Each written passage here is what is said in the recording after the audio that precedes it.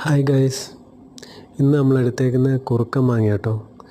ഇതിന് മറ്റു നാടുകളിൽ എന്താ പേര് പറയുന്നറിയില്ല. കണ്ണൂരിൽ ഇതിന് കുറുക്കൻ മാങ്ങ എന്നാണ് പേര് പറയുന്നത്. പക്ഷേ ഇതിനെങ്ങനെ ഈ പേര് വന്നതെന്നും അറിയില്ല കേട്ടോ. സ്വന്തം നമ്മുടെ വീട്ടുമുറ്റത്ത് തന്നെ മാവിലുണ്ടായ മാങ്ങ തന്നെയാണ്. അപ്പോൾ അതിൽ 2-3 അങ്ങ് പറിച്ചു. അപ്പോൾ പഴുക്കാൻ ഏകദേശം തുടങ്ങിയ സമയമാണ്. അപ്പോൾ ഇതെന്താ ചെയ്തതെന്ന് വെച്ച് കഴിഞ്ഞാൽ ചെറിയ ചെറിയ കഷ്ണങ്ങളാക്കി മുറിച്ചെടുക്കണം. ആദ്യം ചെറിയ ചെറിയ കഷ്ണങ്ങളാക്കി മുറിച്ചാൽ തൊലി ചെത്താൻ പാടില്ല കേട്ടോ. തൊലി ചെത്തിക്കഴിഞ്ഞാൽ അതിൻ്റെ ഒരു ടേസ്റ്റ് കിട്ടില്ല. അതുകൊണ്ട് ആ തൊലിയോടെ നമ്മൾ ചെത്തിയെടുക്കണം. ഇത് ചെറിയ ചെറിയ കഷ്ണങ്ങളാക്കി എടുക്കണം. ഇങ്ങനെ ചെറിയ ചെറിയ കഷ്ണങ്ങളാക്കി എടുത്തതിന് ശേഷം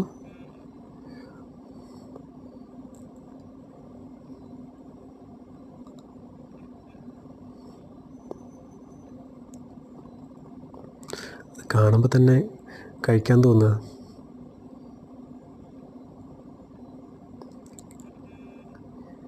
എന്ത് ഭംഗിയാണ്.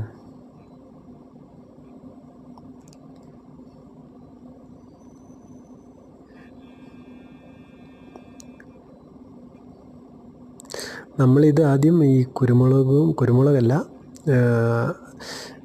മുളക് പൊടിയും ഈ ഉപ്പും കൂടെ ഇട്ടിട്ട് കഴിക്കലുണ്ടായിരുന്നു. നല്ല ടേസ്റ്റായിരുന്നു. അപ്പം ഇപ്രാവശ്യം വൈഫ് പറഞ്ഞു കുരുമുളക് പൊടിയും കുറച്ച് ഉപ്പും കൂടി ഇട്ട് ടേസ്റ്റ് ചെയ്യാമെന്ന് പറഞ്ഞു.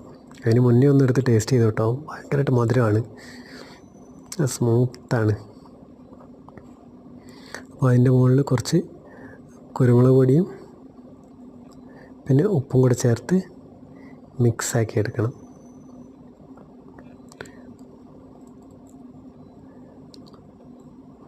ഇവിടെ ഒരു മാങ്ങ എടുത്തിട്ടില്ല കേട്ടോ, അതുകൊണ്ടാണ് ഇത്രയും കുറച്ച് വേണമെന്നേ. കുറച്ച് ഉപ്പും കൂടി എടുത്ത് നല്ല മിക്സാക്കി എടുത്ത്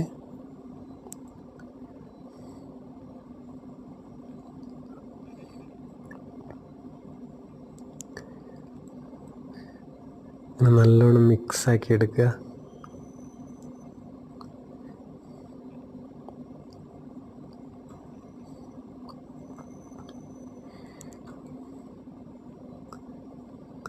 എന്നിട്ടൊന്ന് കഴിച്ചു നോക്ക്.